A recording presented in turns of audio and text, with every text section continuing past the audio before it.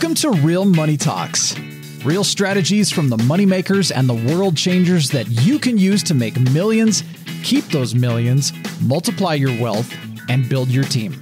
Here's your host, author of 5 New York Times bestsellers, money expert on Dr. Phil, CNN, CNBC, The Street TV, Fox News, and The View, Loral Langemeier.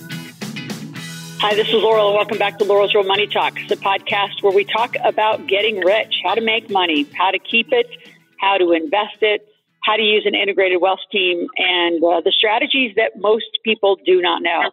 So for the most part, I keep these podcasts evergreen, but we are recording at the year end, and I always talk about the big 5. You got to get incorporated if you're serious about getting rich.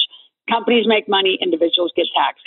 You got to get your qualified plans. You got to review your trust, your insurance, your will, and a whole other list of things. But we are on what would we call it, Scott?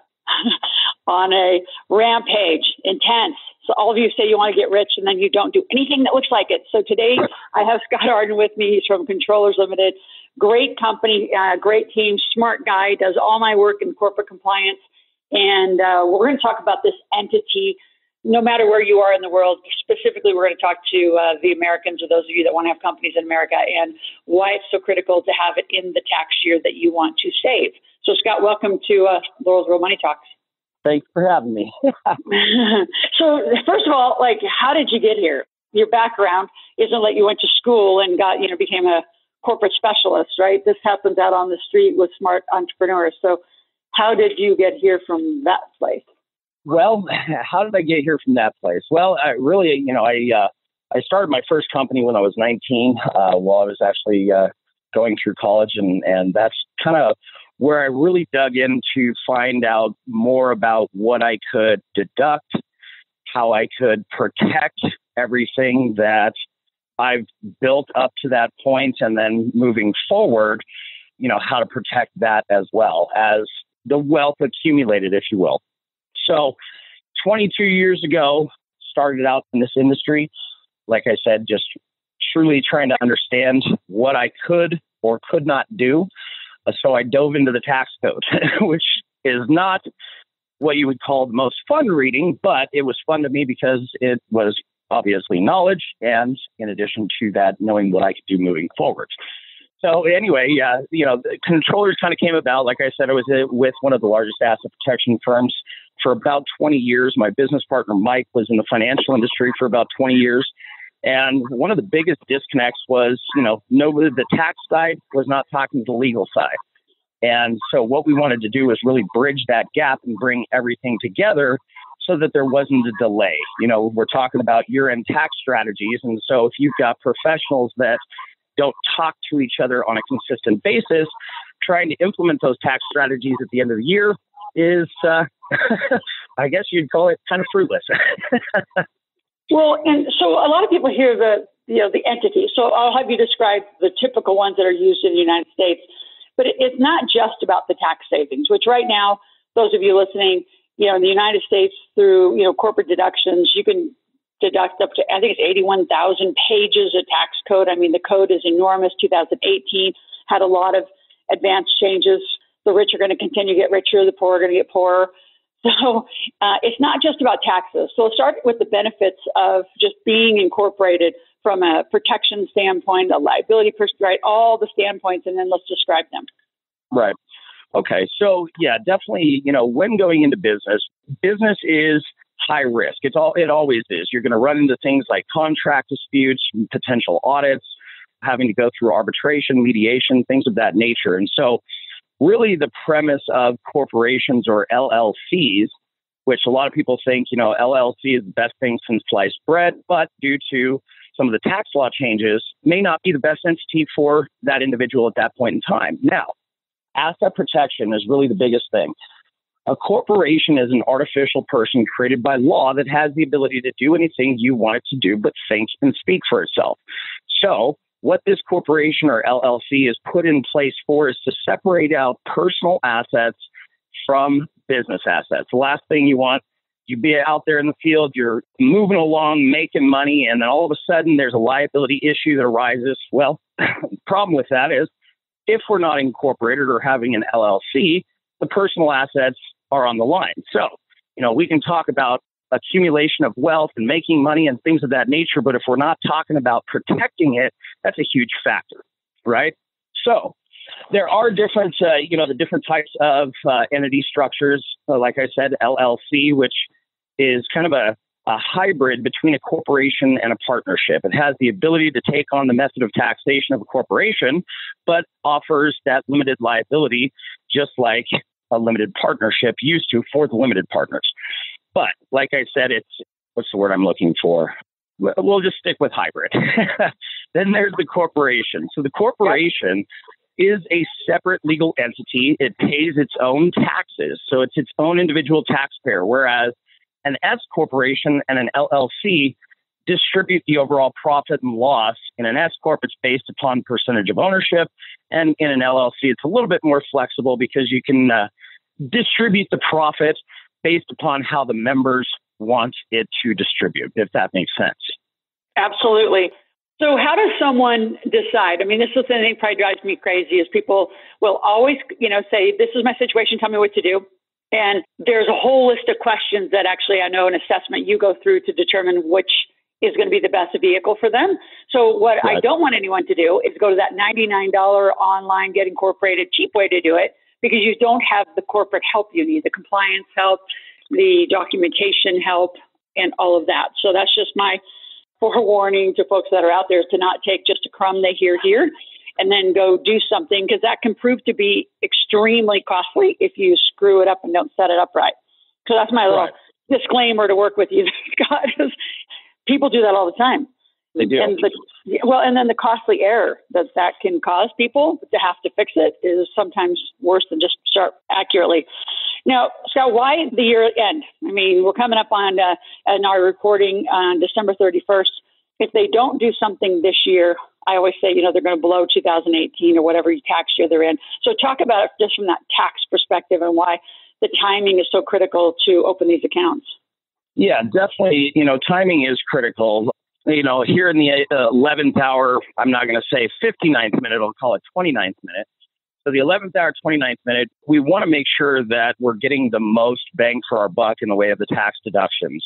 Operating as a sole proprietor, you're just going to get smashed with self-employment taxes, limited deductibility options, things like that. So the timing is definitely critical. Now is kind of that time to at least start planning for 2019, but we still have the ability to take advantage of some tax benefits here in 2018. Now, if there is, let's say, a sole proprietor business, what we could essentially do is create a corporation that has a fiscal year ending. So instead of a calendar year end, which is coming up here very quick, we can set it up with a fiscal year end, like June or September. Now, the benefit of that is, let's say you are operating a sole proprietorship. If we put a company in place right now, there's not going to be a whole lot that we can do in going in a retroactive fashion to kind of claim some of those expenses or deductions. But what we can do is we can, in fact, put in place a management company that is going to start overseeing the operations of the business. Now, the benefit of that is that the management company can say, because this relationship is so new, we want to ensure that we're getting paid. What we want to do is we want you to pay us for the rest of this year and the first quarter of next year. Now, the benefit there is the fact that we're now creating an expense or a deduction within 2018. So we're moving that money out of 2018 and putting it into an entity that has a different taxable year end in 2019. Now, what that allows for is for us to be able to take advantage of additional expenses and deductions throughout the course of that next 6 to 9 month time frame, which will, in essence, reduce the taxable liability for 2018. Does that make sense? Absolutely. Okay. Yep.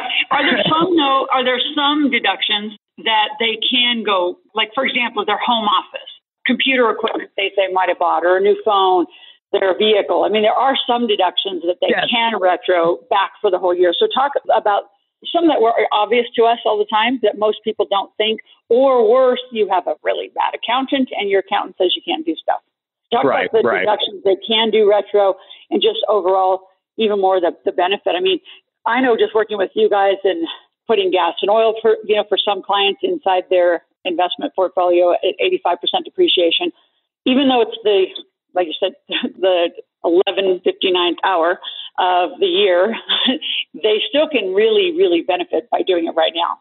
Correct? Oh, most certainly. Yeah, most certainly. I mean, if we go ahead and we put a corporation in place this year, yes, home office deductions, cell phone deductions, use of vehicle, making contributions to retirement accounts.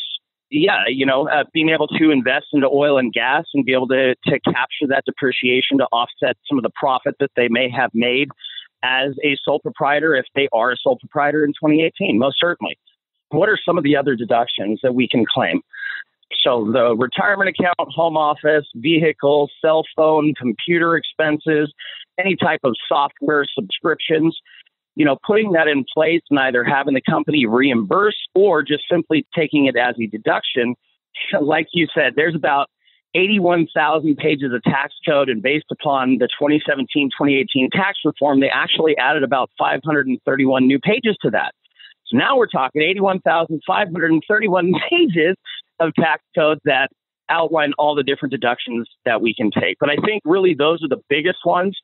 Even if, we're looking to go out and capture like a 179, if you want to go buy a new vehicle for the business or, for yourself, we can go out, purchase it now, and be able to take that 179 deduction to fully depreciate the value of the vehicle, which would in essence offset the overall taxable income for 2018.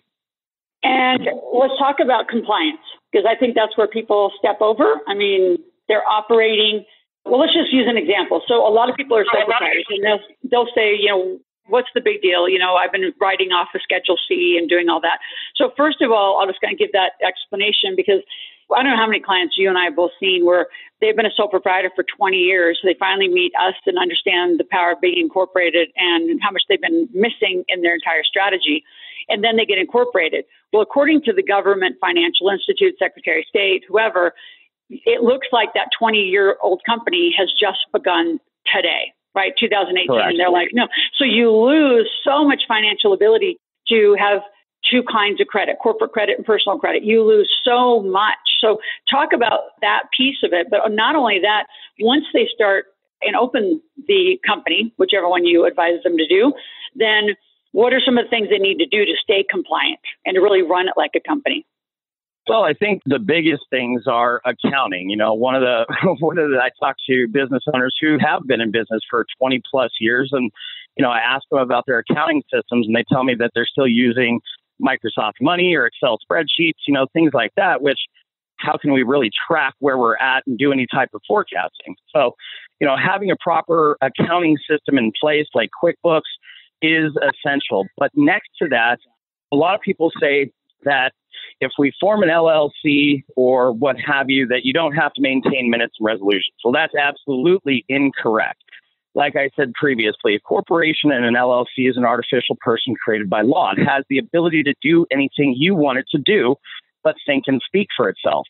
So in essence, what we've got to do is give those companies a voice and a thought process, not only to defend you, but also to defend the different deductions and expenses that it's taking advantage of throughout the course of the year. This is one of the biggest areas that people fall down in is, they've been told, no, well, you don't have to do that. You just have to have an annual meeting. Well, again, by law, it is required that on or about the date in which the decision is made within a company, there has to be corresponding minutes and resolutions to back up those transactions. So it's critical that you have a corporate record book, that you have either bylaws or an operating agreement, which are those governing documents within the business. Next to that are the minutes and resolutions, again, itemizing or basically documenting what's happened throughout the course of the year. And the other big one is ownership certificate. So a lot of people out there went and formed their company with the state, and they were delivered a set of articles, and they've got their EIN, and they think, hey, we're good to go. But without all of those other corresponding documents, should there ever be any audits coming back from the IRS or from the state, whether there's a liability issue like a contract dispute or a lawsuit, that's the most critical set of documents to, again, create the separation between the business owner and the company. Does that answer that question? Oh, absolutely. Absolutely. So let's talk about, we talked about the taxes, the corporate compliance, the need for accounting. Let's talk about some of the mistakes people make in the beginning. And I'm going to start by exactly where you were, which is accounting, but even back it up further. It's just basic banking. Most people, what I see in the sole proprietor, that their business isn't making enough money, so they still pay their bills inside their personal bank account until the company makes money. So I want you to elaborate, but what I would say is fund your company so you get all the money up where it needs to be as you start making money, so then you can pay the proper deductions out of there. I know it's really micro, but I think a lot of people don't get started right because they don't know how to do simple things like get their company funded. How do they do credit? So talk about the use of it, from these first few weeks before we end the year, and then what do they do as they head into next year? Okay. I can think of so many of them. Exactly. I think one of the biggest ones is the commingling of funds, using personal bank accounts for businesses. That's one of the biggest mistakes. Secondarily to that is, not really knowing where you're at in business, knowing that your financials, that your chart of accounts are coded correctly and that, your balance sheet looks correct. I see so many different scenarios all the time. Exactly. I'm going to add another one, which is starting to get corporate credit. I think a lot of times, especially new and beginning entrepreneurs, have no idea that a corporation can have its own credit. It can have its own credit cards. It can have its own standing. I think that's another mistake, right? Well, yeah. Using your personal cards for the business use and going out and getting lines of credit under your personal FICO score, not only does it lessen your borrowing ability as an individual, because it's reducing that FICO score. So that's one of the biggest things. And corporations have the ability to build their own corporate credit, like you said, which in fact actually would double the borrowing ability, right? So you're not impacting your FICO score. You're actually building a paydex score within the company. So the company has the ability to manage and sustain its own debt. Yeah. So Scott, let's get to some examples of how drastic and just impactful and life-changing some of these strategies can be. So we know a couple, right? Very, very high income earners, and they needed a business. So they like to drink wine. It's their hobby and their habit. So they got into, the world's largest wine membership, and then they actually take people on wine tours, and they used new corporate structure for that. So I'll let you kind of take that example and elaborate on what companies got set up. And also they've got a lot of real estate now. So how, they went from 50% tax to 11% tax? Down to about 11%. Yeah. And that's, again, just utilizing the different structures, being able, the use of an LLC, because, again, what they're doing is they're ultimately funding the business with their W-2 earnings. And so if, let's say, for instance, with their, they built the wine cellar, they purchased all their inventory, but the amount of income coming in versus what they spent ultimately results in a loss within the business. Now, the benefit of the LLC is that it's going to pass that loss through to offset gains in other areas. And so, with them being high income earners and being able to take advantage of their business or hobby, if you will, as you put it, would allow those losses to pass through to offset some of that W-2. Okay. So some of the other examples, we've got a gentleman who actually has a pretty large online store, making quite a bit of income, was looking to take advantage of some depreciation. And yes, was given the option of oil and gas, but then he found another option of buying a highly valuable asset, if you will. So what he did was he, in fact, took about $1 million distribution from his company, which a lot of people would probably cringe and go, oh, my God, what's the tax liability on that? But the beautiful thing is that if we take that distribution, yes, it's going to show as personal income.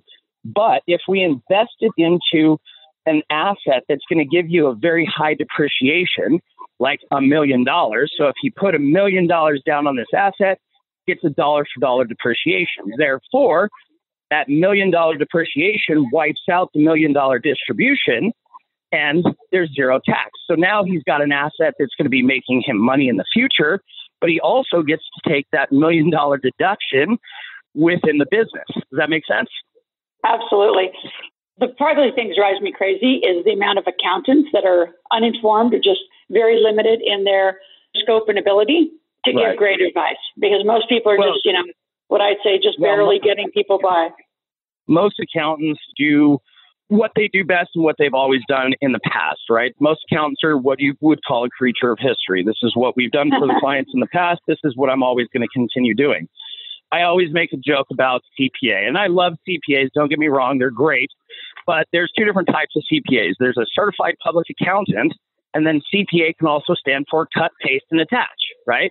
It's just plugging the numbers. So what you want is you definitely want an accountant who's going to come to you, or, a professional who's going to come to you and say, here's some ideas you might want to consider. Not, well, this is what I've done for my clients in the past. When we're talking about working on a growing business or accumulating wealth, what they've done for their clients in the past isn't really going to help you moving forward to save more in taxes, right? So we want somebody who's proactive in nature, somebody who's going to offer ideas throughout the course of the year and do some tax planning. That's how we work with our clients. Is tax planning doesn't just happen at the end of the year. That's just recording what you've done over the course of that year. Tax planning happens early on and should be done throughout the course of the year. So we know where we're standing at the end of the year, not having to scramble in that 11th hour, 59th minute to figure out what else we can do. So how do people reach you? We're headed to the year end on this recording, but even if they're listening to this podcast throughout the next year, how do they reach you to, get a consultation, sort out which company they need, get the proper paperwork in place, and then start operating like a legitimate company if they're out? Definitely, yeah. So I would encourage anybody that wants to take advantage of a comprehensive analysis to reach out to me, or actually reach out to Kaylee. She's the one that books the majority of my calendar. The best way to reach her is at 866-786-3462. And Kaylee should answer the phone and just say, hey, I want to schedule a call with either Scott or Mike so that we can get some year-end tax planning in place. Awesome. And those of you, if you want to reach anyone else on our team, go to Ask Loral, AskLoral, AskLoral.com, where you can ask a question, you can make a request, and continue this dialogue with our integrated wealth teams. And we have teams in every category around wealth building and what you're needing to do. So stay tuned for more. We're excited also to watch our new website. It's coming live. So it is called Integrated Wealth Systems. So we're going to continue bringing to you a very integrated approach. I've been using this example lately, Scott. I said, if you wanted to have surgery, well, you wouldn't go in without the anesthesiologist and whoever, whatever kind of surgery you have, and at least one, if not two or three specialists. So, you integrate your medical team, you need to integrate your wealth team. And it starts in this category with you and getting incorporated properly. So thanks for being on Loral's Real Money Talks. We'll be on again, I'm sure, or at least your partner, Mike, to talk more about the tax side of this as well. So I appreciate you being on today. Yes. Well, thank you for having me, and definitely look forward to speaking with everybody. Awesome. Thanks, Scott. And those of you out there, again, go to AskLoral.com, ask a question. Also register. Every month I come live and answer a variety of those questions. There's thousands that we get during the month. And this one, as we head into every year, you hear me talk about the big five. There's 5 big things you've got to do to save this year or get compliant this year. So make sure you stay tuned. And I will talk to you at Ask Loral or on our next version of the podcast at Loral's Real Money Talks. Have a great day.